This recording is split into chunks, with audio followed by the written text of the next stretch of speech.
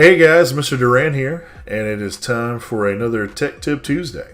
And today we are going to be looking at how to access TAC from home because we are all so addicted to our jobs that we can't just do our jobs while at work, but sometimes you just want it for the convenience of being able to sit on your couch and do grades while watching your favorite Netflix show.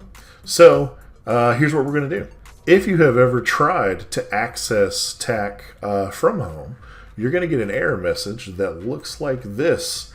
You're going to try to go to TAC, and then you get this very scary and ominous looking message.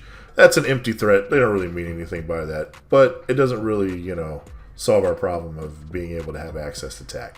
And so, let's do this. Let's get access to TAC.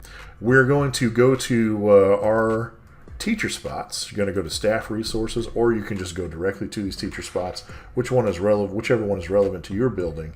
I'm going to click on the high school, and I'm going to log into the teacher spot. And I'm going to go up here to Tech Tools, up here in the top right-hand corner, and I'm going to scroll down to this little link right here where it says Home TAC Access. I'm going to click that link. When you get to this website, put in your credentials exactly the way that you would log in to TAC on your computers, and then you're going to click Login. Now, the step that I'm about to take only has to be done once. Once you do this for the first time, you never have to do it again. But the first thing we need to do is we need to download some software to your computer. So if you get this little start button, click that little start button, and you're going to get another screen that asks you to download something. Now I want to show you.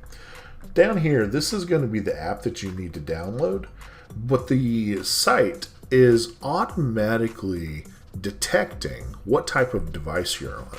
So it doesn't matter if you're on a Mac or if you're on a Windows. It is going to detect your device, and it is going to pop up the appropriate software.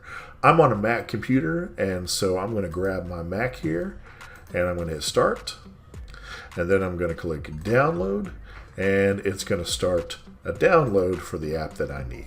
Now, through the magic of editing, I was able to make that download happen instantly, but you should know that I have a pretty good internet connection, and it took me about 30 seconds to download.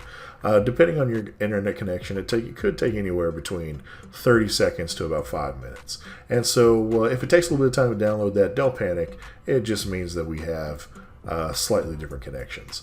Open that bad boy up, and then you're going to follow the directions for installing it. Now, this may look a little bit different for the Windows, but the principle is basically the same. When you click on it, it'll ask you to follow all sorts of steps, and just follow the directions and keep clicking continue until you can finally get the option to install the app. Make sure you put in any passwords that it asks you to put in, and then boom, we are off to the races, and we are installing our VPN. Again, with the magic of editing, I'm able to make that happen instantly, but it took about 30 seconds for that to take place. Again, depending on the computer and software that you're running, it could take up to a couple of minutes. Close that, and now you are ready to start using your VPN. Click on this little click here option, and the start button comes back, and when you click that start button, it'll ask if you want to open the F5 VPN. You're going to say yes, and it is going to launch the VPN. When the VPN launches, it'll begin initializing, and as soon as it says connected, you are ready to go. You're going to go up, open a new tab, go to the TAC that you have saved in your bookmarks, and boom, you have access to TAC. Open it up, and boom, I have access to all of my classes while also sitting in my office in Bryant, Arkansas. Then, as soon as I'm done, I can just close the windows. You can close the VPN if you want to, but it'll eventually time out on its own, so you can handle that however you want to. And as soon as you disconnect it, you go back to having no access to eSchool. All right, guys, this has been Tech Tip Tuesday. You guys have a great week.